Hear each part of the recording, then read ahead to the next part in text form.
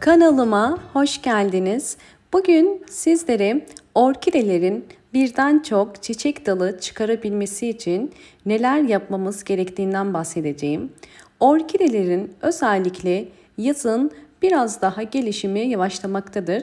Bunun nedeni ise havaların çok sıcak olmasından kaynaklanıyor.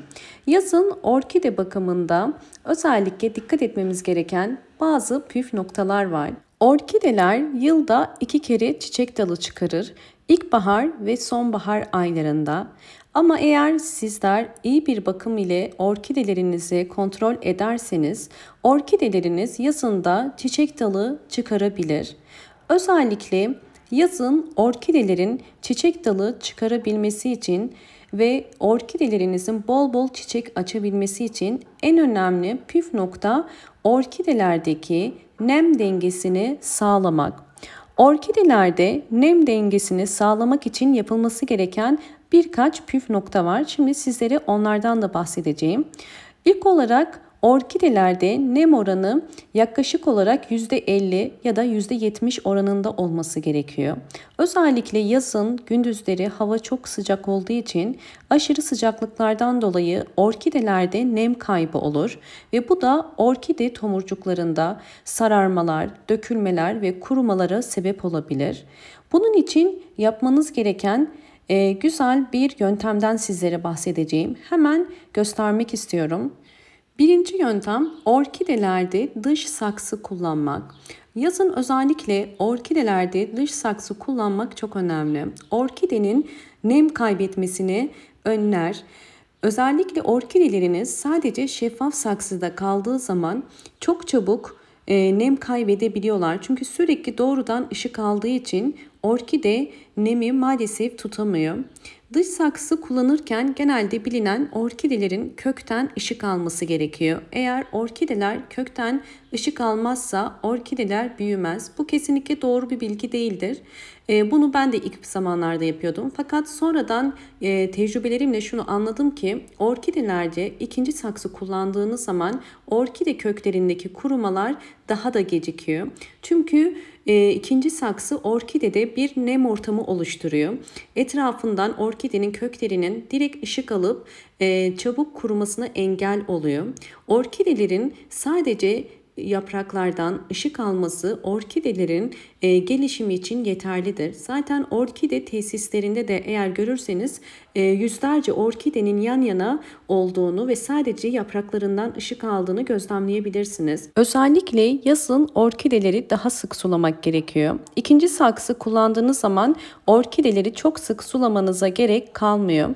Bakın bu şekilde orkidenizi dış saksıya koyduğunuz zaman orkideniz yazında nem kaybına uğramıyor. Dış saksı kullanırken dikkat etmeniz gereken, bakın bu şekilde mutlaka eliniz içine girecek şekilde geniş bir saksı olması gerekiyor. Eğer dar bir saksı kullanırsanız orkide gerekli nemi sağlamaz ve çok havasız kaldığı için kök çürümelerine sebep olabilir.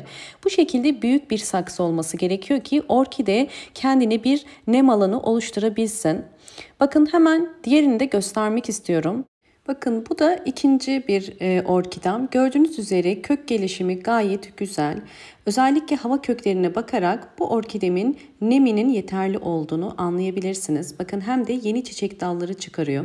Özellikle orkidelerde birden fazla boğum yerinden çiçek dalı çıkarabilmesi için yeteri neme sahip olması gerekiyor. Bakın görüyorsunuz boğum yerlerinden yeni çiçek dalları çıkıyor ve bu boğum yerlerinin sürekli nemli kalması gerekiyor.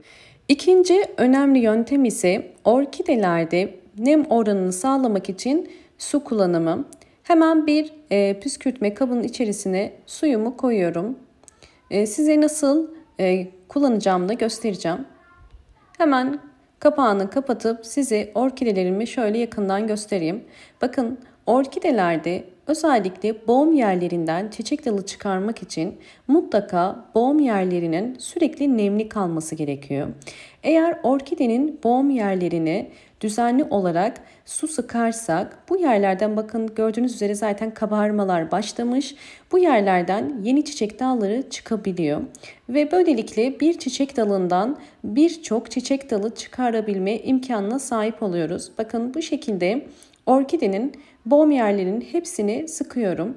Çok fazla sıkmanıza gerek yok. Buradaki amaç sadece boğum yerlerini yumuşatarak buraların nem oranını sağlayıp bu bölgelerden çiçek dalı çıkarımını kolaylaştırmak. Bakın bu şekilde gördüğünüz üzere sıktım. Hemen sizlere bakın bu orkidemin de çiçek dalını göstermek istiyorum. Bir tanesi daha yeni boğum yerinden patlamış. Diğeri ise bakın küçük bir dal çıkmış. Buna da yine belirli aralıklarla sıkabilirsiniz.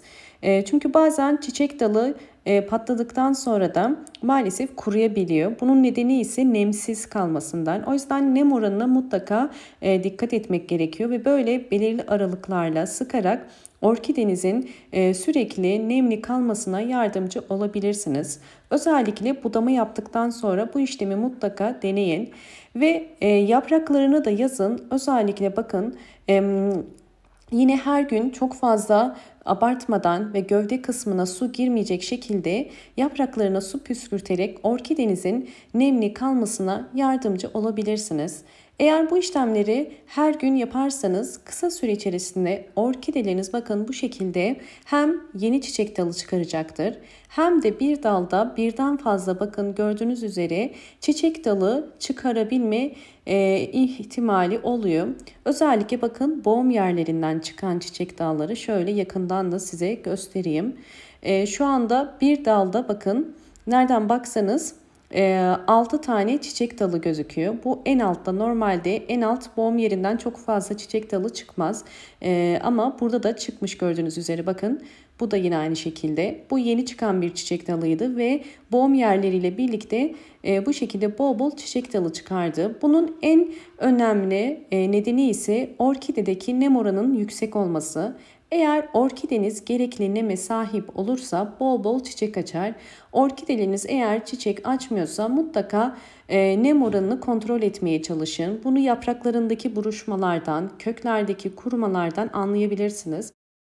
Bakın bu da yine diğer bir orkidem. Gördüğünüz üzere yine çok güzel çiçek dalı çıkarmaya başladı ve gördüğünüz üzere bakın birçok çiçek dalı üzerinde mevcut ve boğum yerlerinden çıkan çiçek dalları da yine aynı şekilde bir ana dal kadar gördüğünüz üzere büyük oluyor. Evet, eğer bu anlattığım püf noktalara dikkat ederseniz orkideleriniz kısa sürede birden fazla çiçek dalı çıkarabilir.